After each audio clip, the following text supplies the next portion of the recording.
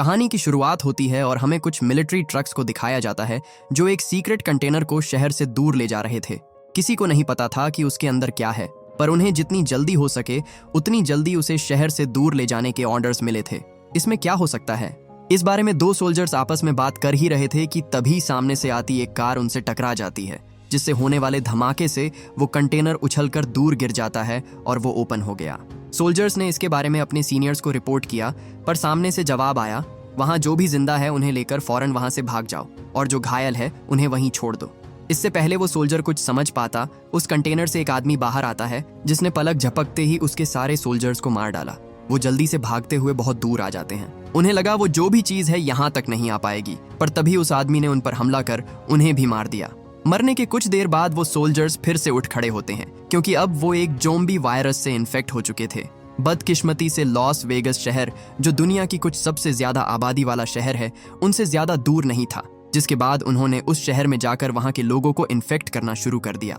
ये वायरस इतनी तेजी से फैला कि देखते ही देखते पूरा शहर इस वायरस की चपेट में आ गया और इस एरिया को क्वारंटीन करना पड़ा। सरकार ने उन्हें रोकने के लिए पूरे शहर पर बॉम्ब गिराए, हथियार बंद सैनिकों की पूरी फौज भेजी, लेकिन इस एरिया में आने वाला हर एक आदमी इन्फेक्ट होता चला गया। वायरस को रोकने की सरकार की हर मुमकिन कोशिश नाकाम रही, जिसके बाद आखिर में उन्हें पूरे शहर को बंद करना पड़ा।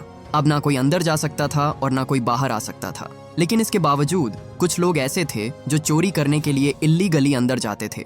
लॉस वेगस को पैसों का शहर कहा जाता था, पर वायरस की वजह से सबको अपने अपने घर और तिजोरी में पड़े पैसों को वहीं छोड़कर भागना पड़ा। ऐसा माना जाता था कि वहां के कसिनोस में अब भी इतने पैसे दफन हैं जो अगर किसी को मिल गए तो उसकी 7 पुश्ते ऐश की जिंदगी जी सकती थी। हम यहाँ स्कॉट नाम के एक एक्स मिलिट्री सोल्जर को देखते हैं, जो कभी वेगस में एक मिलिट्री सोल्जर हुआ करता था, पर अब वो एक मामूली शेफ की नौकरी करता है। एक दिन वो रोजमर्रा की तरह अपना काम कर ही रहा था कि तभी उसे पता चला कि तनाका नाम का आदमी उससे मिलने आया है। तनाका कोई मामूली शख्स नहीं था, उसका स्कॉट जैसे आदमी से मिलना ही बड़ी बात थी। लॉस वेगस में उसके कई कसिनो हुआ करते थे, पर अब सब धूल खा रहे हैं। स्कॉट जानना चाहता था कि वो उसके पास क्यों आया है, जिसके बाद तनाका ने उसे बताया कि वो उसे एक खास काम सौंपना चाहता है। दरअसल क्वारंटीन जोन में आ रहे उसके एक कसिनो की तिजोरी में अब भी $200 मिलियन पड़े हुए थे, जिन्हें निकालने में उसे उसकी मदद चाहिए थी। स्कॉट को तो यकीन ही नहीं होता कि इतनी बड़ी रकम तिजोरी में पड़े पड़े सड़ रही थी। इंश्योरेंस कंपनी उन 200 मिलियन समेत तनाका के नुकसान की भरपाई पहले से कर चुकी थी, जिसका मतलब तिजोरी में पड़े उन पैसों का ना कोई हिसाब है और ना कोई रिकॉर्ड। तनाका को कोई परेशानी नहीं होती अगर वो पैसे इसी तरह कुछ और सालों तक तिजोरी में पड़े रहते, पर सरकार अगले 4 दिनों में पूरे शहर को न्यूक्लियर बॉम्ब से उड़ाने वाली थी, जिसमें कसिनो समेत उसके सारे पैसे जलकर राख हो जाते। वो स्कॉट को इस काम को करने के लिए फोर्स नहीं करना चाहता था, इसलिए उसने स्कॉट को एक नक्शा दिया और चुपचाप वहां से चला गया। अब फैसला उसके हाथ में था कि वो ये काम करेगा या नहीं। इसके बाद हमें क्वारंटीन कैंप को दिखाया जाता है, जहां वेगस से रेस्क्यू किए गए लोगों को रखा जाता था। यहाँ हम स्कॉट की बेटी केट को देखते हैं, जो लोगों की मदद करने का काम किया करती थी। रीटा नाम की एक औरत, जो केट की दोस्त भी थी, उसे बताती है कि कल वो क्वारंटीन जोन में जाने वाली है, जिस पर केट ने उसे ऐसा करने से साफ मना कर दिया क्योंकि अंदर बहुत खतरा था। पर रीटा कहती है कि वो बस कुछ देर के लिए अंदर जाएगी और वहां से कुछ पैसे लेकर वापस आ जाएगी। उसने कुछ लोगों को ऐसा करते हुए देखा था। कई लोग अंदर गए और मालूम माल होकर वापस आए, पर केट उसे समझाती है कि अफवाहें झूठ है, आज तक वहां से कोई वापस नहीं आया। वो बात कर ही रहे थे कि तभी वहां एक गार्ड आता है। केट को गुस्से में देख उसे लगा कि कहीं वो इन्फेक्टेड तो नहीं, जिसके बाद उसने उन दोनों पर टेम्परेचर गन रख दी। उनकी बॉडी का टेम्परेचर तय की गई लिमिट से कम होता तो अपने आप गोली चल जाती, पर खुशकिस्मती से ऐसा नहीं होता। इसी बीच वो गार्ड केट के साथ बदतमीजी करता है और उसे गलत जगहों पर छूता है, पर केट ने उसका हाथ झटक दिया और उसे खुद से दूर रहने को कहा, जिसके बाद वो वहां से चला गया। रीटा बोली, ठीक है, मैं अंदर नहीं जाऊंगी, पर हमें बच्चों को सुरक्षित जगह भेजने का कोई और तरीका ढूंढना होगा। उधर हम स्कॉट को देखते हैं, जिसकी एक बुरे सपने से नींद टूट जाती है। हर रात वो उसी दिन को याद करता था जिस दिन उसने इन्हीं हाथों से अपनी इन्फेक्टेड वाइफ की जान ली थी। उसने फैसला कर लिया कि वो ये काम करेगा, पर इसे अंजाम देने के लिए उसे एक टीम की जरूरत थी। तनाका ने उसे कहा, एक टीम बनाओ जिसमें एक तिजोरी तोड़ने वाला और एक पायलट हो, जो काम होने के बाद तुम्हें वहां से निकाल सके। इसके बाद स्कॉट अपनी पुरानी दोस्त मारिया के पास जाता है, जो अब एक कार रिपेयर शॉप चलाती थी। उसने मारिया को इस ऑफर के बारे में बताया और कहा, आज तक हमने कितनों को बचाया, पर हमें बदले में क्या मिला, लेकिन इस बार हमें खुद के लिए कुछ करने का मौका मिला है। मारिया उसके साथ चलने को मान जाती है, लेकिन उन्हें एक और आदमी की जरूरत थी। वो विल नाम के आदमी के पास जाते हैं जिसे ज़ॉम्बीज को मारने का एक्सपीरियंस था। सिर्फ वही था जिस पर वो इस पूरे मिशन में भरोसा कर सकते थे। फैसला हुआ कि तीनों 15-15 मिलियन डॉलर्स लेंगे और बाकी के 5 मिलियन को टीम के बाकी मेंबर्स में बांट दिया जाएगा। इसके बाद वो मीरियन के पास जाते हैं जो एक पायलट थी। उसे तो पैसे की इतनी जरूरत थी कि वो काम सुने बिना ही साथ आने को तैयार हो जाती है। इस तरह उन्होंने कुछ और लोगों को भी अपनी टीम में शामिल किया जिन्हें हथियार चलाना आता हो और ज़ॉम्बीज से लड़ने में उनकी मदद कर सके। सबसे आखिर में वो एक चोर के पास गए जिसे तिजोरियों के बारे में सब कुछ पता था। साइमन को जब पता चला कि उसे लॉस वेगस के कसीनो में रखी तिजोरी खोलनी है तो वो मानो जैसे खुशी से झूम उठा। ये तिजोरी खोलना तो उसके बचपन का सपना था, क्योंकि ये तिजोरी किस्मत से नहीं सिर्फ काबिलियत से खुलती थी और उसे पूरा यकीन था कि वो इतना काबिल है कि इसे खोल सके। इसके बाद उन सब ने अपने अपने हथियार बाहर निकाले क्योंकि अब उनका इस्तेमाल करने का टाइम आ चुका था। टीम के सभी लोग एक पुराने गैरेज में इकट्ठा होते हैं जहां तनाका उन सबको अंदर घुसने से लेकर बाहर निकलने तक का सारा प्लान समझाता है। प्लान सिंपल था, उन्हें अपना रास्ता क्लियर करते हुए अंदर जाना है और फिर उस तिजोरी को खोलकर उसके अंदर पड़े सारे पैसों को बैग में भरकर हेलीकॉप्टर में लौट करके वहां से पलक झपकते ही गायब हो जाना है। और ये सब उन्हें अगले 32 घंटों में करना होगा। लेकिन जब उनमें से एक को पता चला कि उन्हें क्वारंटीन जोन में जाना है तो वो साथ चलने से मना कर देता है, क्योंकि वो इतने कम पैसों के लिए इतना बड़ा जोखिम लेने को तैयार नहीं था। वो वहां से चला गया और अब उनकी टीम में कुछ ही लोग बचे थे। सारी तैयारियां हो गई थीं। हालांकि फिर भी क्वारंटीन जोन में घुसना इतना आसान नहीं था, क्योंकि अब भी मिलिट्री फोर्सेस चारों ओर तैनात थी जो उन्हें किसी भी कीमत पर अंदर नहीं जाने देते। मदद के लिए स्कॉट अपनी बेटी के पास आता है जो क्वारंटीन जोन में काम करती थी। वो उन्हें बड़े आराम से अंदर भेज सकती थी, लेकिन उसे मनाना स्कॉट के लिए बिल्कुल भी आसान नहीं था, क्योंकि केट अब तक स्कॉट से इस बात को लेकर नाराज थी कि उसकी मोम के जाने के बाद उन्होंने उसे अकेला छोड़ दिया और कभी उससे मिलने भी नहीं आए। स्कॉट केट को बताता है कि मैं ये तुम्हारे लिए कर रहा हूँ, इस काम के लिए मैं तुम्हें 15 मिलियन डॉलर्स दूंगा। जिसके बाद केट उनकी मदद करने को तैयार हो जाती है। उसी रात हम उसकी दोस्त रीटा को देखते हैं जो केट के मना करने के बावजूद लिली के पास जाती है और उससे रिक्वेस्ट करती है कि उन तीनों को अंदर भेज दे। उधर विल साइमन को बंदूक चलाना सिखाता है, क्योंकि पूरी टीम में सिर्फ वही था जिसने कभी किसी ज़ॉम्बी को नहीं मारा था और वो नहीं चाहता था कि मिशन के दौरान वो किसी पर बोझ बने। उनकी टीम में मार्टिन नाम का एक और आदमी भी जुड़ जाता है जिसे तनाका ने अपनी तरफ से उन पर नजर रखने के लिए भेजा था। टीम में कोई उसे पसंद नहीं करता था क्योंकि वो उनके किसी काम का नहीं था। केट उन्हें लिली से मिलवाती है जिसे लोग पासपोर्ट के नाम से भी जानते थे, क्योंकि वो लोगों को पैसों के लिए अंदर भेजा करती थी। अपना काम खत्म करने के बाद वो वहां से जा ही रही थी कि तभी उसने रीटा के बच्चों को रोते हुए देखा। जब उसे पता चला कि लिली ने रीटा को अंदर भेज दिया तो वो गुस्से में उसे जोर का घूंसा मारती है और उससे पूछती है कि तुमने उसे अंदर क्यों भेजा। अब इसमें लिली की भी कोई गलती नहीं थी। उसे नहीं पता था कि रीटा के 2 बच्चे भी हैं और ना उसने ये बात उसे अंदर जाने से पहले बताई थी, वरना वो कभी उसे अंदर नहीं भेजती। स्कॉट कहता है कि अगर वो हमें मिली तो हम उसे वापस ले आएंगे, पर केट जानती थी कि वो सिर्फ वहां पैसों के लिए जा रहे हैं। अंदर जाकर उसे वापस लाना तो छोड़ो, उसे ढूंढेंगे भी नहीं। वो भी साथ चलने को कहती है, पर स्कॉट ने उसे साथ चलने से मना कर दिया क्योंकि इसमें बहुत खतरा था। लेकिन केट भी कम जिद्दी नहीं थी। वो बोली, अगर आप मुझे नहीं ले चलेंगे तो मैं आपके जाने के बाद अंदर आऊंगी, तब तो खतरा और भी ज्यादा होगा। स्कॉट के पास उसे अपने साथ ले चलने के अलावा कोई और रास्ता नहीं बचा था, इसलिए मजबूरन वो केट को भी टीम में शामिल कर लेता है।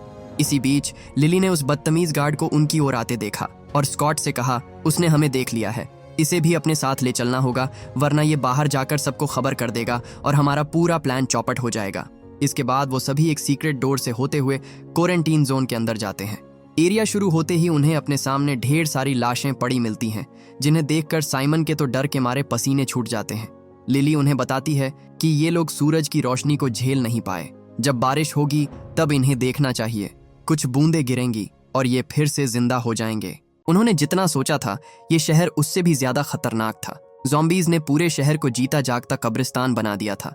थोड़ी दूर चलते ही उन्हें किसी की आवाज सुनाई दी, जिसके बाद लिली उन्हें तुरंत ही छुपने को कहती है। उनके सामने एक ज़ॉम्बी टाइगर आता है जो इस रास्ते को गार्ड करता था, पर वायरस की वजह से उसके स्मेल करने की सेंस जा चुकी थी, इसीलिए वो उनकी मौजूदगी को भांप नहीं पाता और चुपचाप वहां से चला जाता है। इसके बाद लिली नेथन के पास आई और उससे उसकी गन मांगी, पर नेथन जैसे ही उसे अपनी गन देता है, लिली उसके पैर में गोली मार देती है। सब पूछते हैं कि तुमने ऐसा क्यों किया, जिस पर लिली उसे बताती है कि आगे बढ़ने के लिए हमें उनसे सौदा करना पड़ेगा, ये एक तोहफा है जिससे वो खुश हो जाएंगे। अगर हम उनके वसूलों के हिसाब से चलें तो वो हमें छुएंगे भी नहीं। जल्द ही उन सबको पता चलने वाला था कि लिली किसकी बात कर रही थी। गोली की आवाज सुनकर वहां 2 ज़ॉम्बीज आते हैं, पर ये बाकियों की तरह बिना सोचे समझे इंसानों पर झपटने वाले ज़ॉम्बीज नहीं थे। वो उन्हें देखते हैं पर किसी पर हमला नहीं करते, लेकिन वो नेथन को उनकी एंट्री फीस के तौर पर अपने साथ ले गए। उन्होंने पूछा वो उसे कहाँ ले गए, जिस पर लिली बोली मुझे नहीं पता, बस इतना जानती हूँ कि जो भी उस बिल्डिंग में जाता है उनके जैसा बन जाता है। इसी बीच हम एक और ज़ॉम्बी को देखते हैं जो दूर से उन पर नजर रखे हुए था, पर वो उनके पीछे नहीं जाता क्योंकि उन लोगों ने कीमत अदा कर दी थी। इसके बाद वो लोग आगे बढ़ते हैं। मेरियन स्कॉट से पूछती है कि तू अगला शिकार किसको बनाएगा, कुछ सोचा है क्या? वो बोला दोबारा किसी की बलि देने की नौबत आई तो ज्यादा सोचना मत, उस मार्टिन को निपटा देना, क्योंकि टीम को उसकी कोई जरूरत नहीं। तनाका ने उसे बस हम पर नजर रखने को भेजा है। उधर हम नेथन को देखते हैं जिसे घसीटकर ओलंपस में लाया जाता है, जहां उनका राजा ज्यूस उसे काटकर उसे भी इन्फेक्ट कर देता है। इसी बीच वो सब एक बिल्डिंग में आते हैं जहां ढेर सारे स्लीपिंग ज़ॉम्बीज को देखकर साइमन एकदम से घबरा जाता है। लिली बोली उनके मुंह पर लाइट मत मारो, वो सो रहे हैं, जाग गए तो मुसीबत हो जाएगी। वो जमीन पर हल्की रोशनी वाले फ्लोरोसेंट ट्यूब्स फेंककर दबे पांव आगे बढ़ते हैं। चैम्बर्स नाम की एक लड़की जिसे मार्टिन पर बिल्कुल भरोसा नहीं था उसे आगे चलने को कहती है, पर इस बात से मार्टिन इतना गुस्सा हो जाता है कि उसने जानबूझकर उसे रास्ते से भटका दिया। चैम्बर्स जब उस फ्लोरोसेंट ट्यूब्स को उठाने के लिए आगे बढ़ी तभी उनमें से एक ज़ॉम्बी जिंदा हो जाता है। चैम्बर्स ने उसे ठिकाने लगाया तो दूसरा जाग गया। उनमें से एक ज़ॉम्बी गलती से बर्तन गिरा देता है, जिस वजह से वहां इतना शोर हुआ कि उन ज़ॉम्बीज की नींद एक झटके में टूट गई। सब लोग चैम्बर्स की मदद करने जाते हैं, पर वहां और भी ज़ॉम्बीज थे जिन्होंने उन सबको चारों ओर से घेर लिया। चैम्बर्स ज़ॉम्बीज को मारते हुए बचकर निकलने की कोशिश करती है, पर मार्टिन एक बार फिर उसे धोखा देता है और दरवाजा बाहर से बंद कर देता है। माइकी ने मार्टिन से पूछा वो कहाँ रह गई, मैंने उसे तुम्हारे पीछे ही आते देखा था। पर तभी चैम्बर्स खिड़की तोड़कर उसके सामने आ जाती है। ज़ॉम्बीज उसके ऊपर चढ़ गए और उसे भी इन्फेक्ट कर दिया, जिसके बाद माइकी को दिल पर पत्थर रखकर उसे शूट करना पड़ा। जल्द ही वो उस कसीनो तक पहुंच गए जहां पैसों की तिजोरी थी। यहाँ बाकी जगहों के मुकाबले बहुत कम इन्फेक्टेड लोग थे, और जो थे भी उन्हें उन लोगों ने मार दिया। केट बोली मुझे नहीं लगता रीटा अब तक जिंदा होगी, पर लिली उसे कहती है इतनी जल्दी हार मत मानो। कुछ महीनों पहले जब एक आदमी बाहर नहीं आया तो मैं वहां से चली गई। मुझे लगा वो मर गया होगा, लेकिन 3 दिन बाद वो वापस जिंदा लौट कर आया। ज्यूस के इन्फेक्ट करने से पहले ही वो वहां से भाग निकला था। वहां उन्हें ढेर सारे ब्लूप्रिंट और नक्शे पड़े मिले, जिसका मतलब सिर्फ वो ही नहीं है जिन्हें तनाका ने यहाँ पैसे निकालने के लिए भेजा था। उनसे पहले भी यहाँ कुछ लोगों की टीम आई होगी, पर कोई भी जिंदा वापस नहीं लौटा। स्कॉट टीम को डिवाइड करता है और सब अपने अपने काम में लग जाते हैं। मार्टिन और लिली को बाहर निगरानी के लिए तैनात किया जाता है। मेरियन ऊपर हेलीपैड पर जाती है जहां उसे वो हेलीकॉप्टर स्टार्ट करना था, और साइमन तिजोरी के पास जाता है। मार्टिन लिली से सौदा करता है कि अगर वो उसे रानी का ब्लड सैंपल लाने में मदद करेगी तो बदले में वो चैंप के सारे लोगों को किसी सुरक्षित जगह पहुंचा देगा।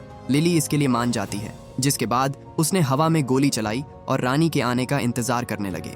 स्कॉट ने जनरेटर स्टार्ट किया जिससे वहां फिर से रोशनी हो जाती है। उधर विल और साइमन ज़ॉम्बीज को मारते हुए तिजोरी के पास आते हैं। साइमन तो लॉकर को देखकर मानो खुशी से पागल ही हो जाता है, पर खतरा अब भी टला नहीं था। तिजोरी से पहले वहां कुछ ट्रिगर पॉइंट्स थे जिन पर उन्होंने पैर रखा तो शरीर के चिथड़े उड़ जाएंगे। वहां उन्हें और लोगों की लाशें मिली जिन्होंने उनसे पहले तिजोरी को खोलने की कोशिश की थी, पर सब मारे गए। उनकी हालत देखकर किसी में भी आगे बढ़ने की हिम्मत नहीं होती। अच्छी बात यह थी कि ट्रिगर पॉइंट्स बस एक बार काम करते थे, मतलब अगर किसी तरह वो इसे चकमा दे दे तो बात बन सकती है। जिसके बाद विल नीचे जाता है और एक ज़ॉम्बी उठाकर लाता है। उन्होंने उसे आगे जाने को कहा, पर वो इतना भी बेवकूफ नहीं था। जिसके बाद विल ने उसे गोली मार दी और एक दूसरा ज़ॉम्बी लेकर आया। इस बार वो उसे खाने का लालच देकर आगे भेजते हैं, और उसने जैसे ही ट्रिगर पॉइंट्स पर पैर रखा उस पर गोलियों की बारिश हो जाती है। एक एक कर उसने सारे सेफ्टी पॉइंट्स क्लियर कर दिए और अब खतरा ना के बराबर था।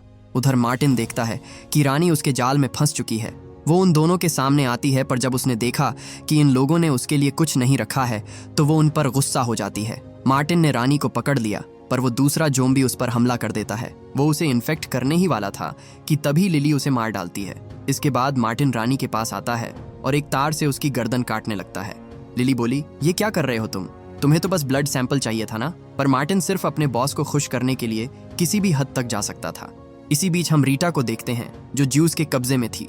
वो उसे इन्फेक्ट करने ही वाला था कि तभी उसने रानी की चीखें सुनी, जिसके बाद वो उसे ढूंढने चला गया। स्कॉट न्यूज में देखता है कि सरकार ने लोगों के दबाव में आकर इस शहर को तय किए गए समय से 24 घंटे पहले न्यूक्लियर बॉम्ब से उड़ाने का फैसला कर लिया था।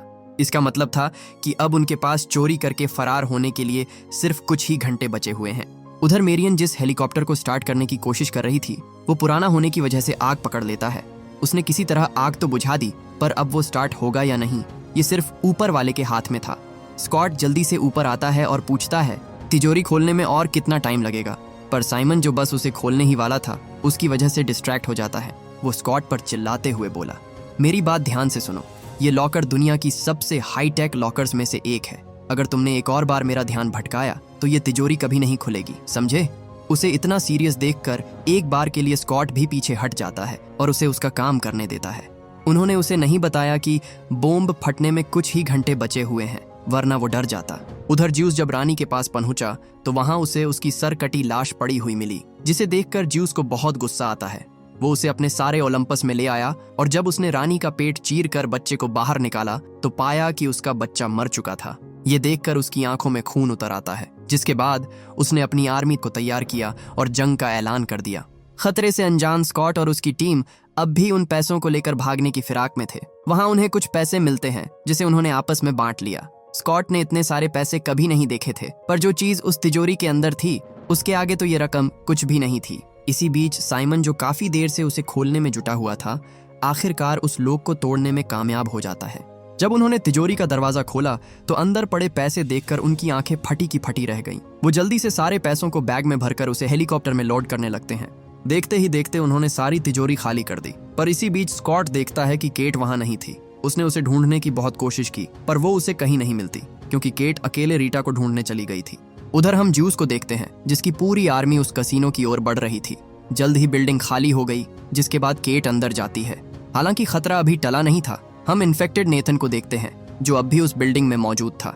स्कॉट अपनी बेटी को ढूंढने जाने ही वाला था कि तभी लिफ्ट का दरवाजा खुला और ज्यूस की आर्मी ने मारिया की गर्दन तोड़कर उसे मार डाला। सब इतनी जल्दी हुआ कि स्कॉट को संभलने का मौका ही नहीं मिला। साइमन ने देखा कि उनकी पूरी आर्मी उन्हें मारने के लिए आ रही है, जिसके बाद वो विल के साथ लॉकर के पास चला जाता है, क्योंकि छुपने के लिए वो सबसे सेफ जगह थी। लिली वहां से भाग ही रही थी कि तभी मार्टिन ऊपर से दरवाजा बंद कर देता है, क्योंकि उसे जो चाहिए वो मिल चुका था। वो बोला, तनाका को पैसों से कोई मतलब नहीं, इस बैग में जो है वो चीज उन पैसों से कहीं ज्यादा कीमती है। ज्यूस अंदर आता है, पर तब तक सब वहां से जा चुके थे। विल उस पर गोली चलाता है, पर उसने एक लोहे का हेलमेट पहन रखा था, जिस वजह से उसे गोली नहीं लगती। विल उससे फाइट करता है, पर ज्यूस उससे कहीं ज्यादा ताकतवर था। उसने विल को बहुत मारा और उसे काट कर इन्फेक्ट करने ही वाला था कि तभी साइमन बीच में कूद पड़ा और उसकी जान बचा ली। उसने अपनी जान की परवाह के बगैर विल को अंदर धकेल दिया और खुद दरवाजा बंद करने के लिए बाहर ही रुका रहा, जिस वजह से वो भी मारा जाता है। उधर मार्टिन सबको धोखा देकर भागने की कोशिश कर रहा था, पर तभी उसे बैग में कुछ अजीब सा महसूस हुआ। उसने जब बैग खोला तो पाया कि उसके अंदर रानी का सर नहीं था, क्योंकि लिली ने पैसे बटोरते वक्त बड़ी चालाकी से बैगों की अदला बदली कर दी थी।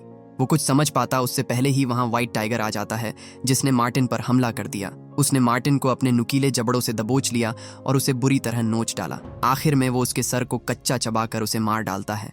स्कॉट बचे हुए लोगों के साथ ऊपर जाने की कोशिश करता है, पर नीचे उनकी पूरी सेना थी, जिनसे लड़ते लड़ते स्कॉट की सारी गोलियां खत्म हो गईं। जोम्बी बेचारे माइकी को भी काट लेते हैं, जिसके बाद उसने अपनी जैकेट में सभी ग्रेनेड की पिन खींचकर वहां एक बहुत बड़ा धमाका कर दिया। स्कॉट लिली के साथ ऊपर आता है, पर उसने देखा कि मेरियन अभी तक हेलीकॉप्टर स्टार्ट नहीं कर पाई थी। वो उसे जल्दी करने को कहते हैं, पर तभी वहां ज्यूस आ गया। वो उन पर हमला करने ही वाला था कि तभी लिली अपने बैग से रानी का सर निकालती है और उस पर बंदूक तान देती है। वो बोली, आगे बढ़े तो इसका भेजा उड़ा दूंगी, जिसके बाद ज्यूस को उसकी बात माननी पड़ी। खुशकिस्मती से उनका हेलीकॉप्टर स्टार्ट हो गया और उन्हें अपनी आंखों के सामने से जाता देख ज्यूस गुस्से से पागल हो जाता है। जैसे ही लिली का उस पर से ध्यान भटका, उसने एक सरिया उसकी बॉडी के आर पार कर दिया, जिसके बाद लिली भी रानी का सर नीचे फेंक कर उसे मार डालती है। इसके बाद ज्यूस अपनी आर्मी के साथ उस हेलीकॉप्टर का पीछा करता है। स्कॉट ने कहा, तुम यहीं रुको, मैं उसे लेकर आता हूँ। उधर हम केट को देखते हैं, जो रीटा को ढूंढ लेती है, पर वो जैसे ही आगे बढ़ने वाली थी, नेथन ने उस पर हमला कर दिया। उससे पीछा छूटा तो वो अपने सामने ज्यूस को खड़ा पाती है, जिसकी पूरी आर्मी एक साथ उस पर टूट पड़ी। जल्द ही उसकी गोलियां खत्म हो जाती हैं, पर तभी एंड मौके पर वहां स्कॉट आ गया और उसने ज्यूस को बजूका से उड़ा दिया। वो तीनों भागकर ऊपर आते हैं, पर वहां उन्हें रेस्क्यू करने के लिए कोई हेलीकॉप्टर नहीं था। स्कॉट को लगा कि मेरियन ने उसे धोखा दिया, पर तभी केट को हेलीकॉप्टर की आवाज सुनाई देती है। उसने भागने की कोशिश की थी, पर एंड मौके पर उसका ज़मीर जाग गया। वो सब जल्दी से हेलीकॉप्टर में बैठते हैं, पर तभी वहां ज्यूस भी आ जाता है। मेरियन ने जल्दी से हेलीकॉप्टर को दूर ले जाने की कोशिश की, पर ज्यूस एक लंबी छलांग लगाकर सीधा हेलीकॉप्टर में कूद जाता है, जिससे उनका बैलेंस बिगड़ गया। वो क्रैश करने लगते हैं, पर मेरियन ने किसी तरह उसे संभाल लिया। स्कॉट ने ज्यूस को मारने की अपनी पूरी कोशिश की, पर गलती से एक गोली मेरियन को लग जाती है, जिससे वो बुरी तरह घायल हो गई। वो किसी तरह उन्हें क्वारंटीन जोन के बाहर ले आती है, पर तभी उसने एक न्यूक्लियर मिसाइल को देखा जो शहर की ओर बढ़ रही थी। इसी बीच ज्यूस ने स्कॉट को भी इन्फेक्ट कर दिया, पर वो उसे मार पाता उससे पहले ही एक बड़ा न्यूक्लियर एक्सप्लोजन होता है, जिससे निकलने वाली रोशनी से ज्यूस की आंखें धुंधली हो गईं, और बस इसी का फायदा उठाकर स्कॉट उसे गोली मार देता है। जल्द ही धमाके की शॉक वेव्स उनके हेलीकॉप्टर से टकराती है, जिससे उनका हेलीकॉप्टर बुरी तरह क्रैश हो गया। कुछ देर बाद जब केट को होश आया तो उसने देखा कि मेरियन और रीटा दोनों ही इस क्रैश को सरवाइव नहीं कर पाई थी। स्कॉट की सांसें अभी तक चल रही थीं, पर अफसोस अब इन सब का कोई फायदा नहीं था, क्योंकि वो इन्फेक्ट हो चुका था। जल्द ही उस पर भी वायरस का असर होने लगता है, जिसके बाद केट को दिल पर पत्थर रखकर अपने डैड को मारना पड़ा। न्यूक्लियर बॉम्ब से पूरा शहर तहस नहस हो गया था, पर हम उस मलबे में से विल को सही सलामत बाहर निकलते हुए देखते हैं, क्योंकि वो तिजोरी इतनी स्ट्रांग थी कि उसने न्यूक्लियर एक्सप्लोजन तक को झेल लिया था। इसके बाद पैसों से भरे बड़े बड़े बैग लेकर विल एयरपोर्ट आता है, जहां उसने एयर होस्टेस से एक प्राइवेट प्लेन मांगा। उसकी हालत देखकर एयर होस्टेस उसे प्लेन देने से मना कर देती है, पर जैसे ही विल ने उसके सामने नोटों की गड्डियां रखी, उसे तुरंत ही वो प्लेन इस्तेमाल करने को मिल जाता है। विल मैक्सिको जा रहा था, पर जैसे ही प्लेन टेक ऑफ किया, अचानक उसे चक्कर आने लगते हैं। वो जल्दी से बाथरूम में गया और देखा कि उसके हाथ में बाइट का निशान था। इसका मतलब वो भी इन्फेक्ट हो चुका है और जल्दी ही एक ज़ॉम्बी में बदल जाएगा। और इसी के साथ ये मूवी यहीं खत्म हो जाती है।